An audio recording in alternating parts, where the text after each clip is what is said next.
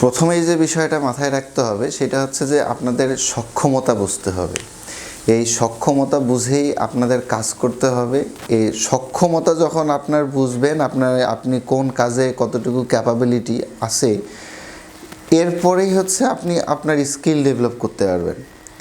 এই skill develop করার পরেই আপনাকে ধৈর্য ধারণ করতে হবে, আপনার স্কিল ডেভেলপ হবে এবং আপনি হচ্ছে একটা কাজের মধ্যে ঢুকে যাবেন।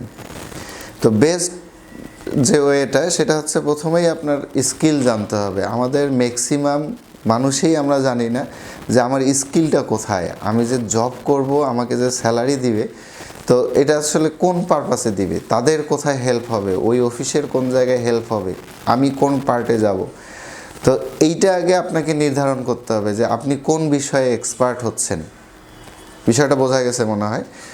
তো আমরা আমাদের এই স্কিল ডেভেলপ করি এবং হচ্ছে সাথে সাথে ট্রাই করি কোথায় আমরা জব করব বা হচ্ছে কোন রিলেটেড জায়গায় যাব, সেই সেক্টর নিয়ে যদি কাজ করি, ইনশাল্লাহ আমরা খুব শীঘ্রই আমাদের সেই কাঙ্ক্ষিত জায়গায় পৌঁছায় যাব। ভালো থাকবেন, সঙ্গে থাকবেন। ধন্যবাদ।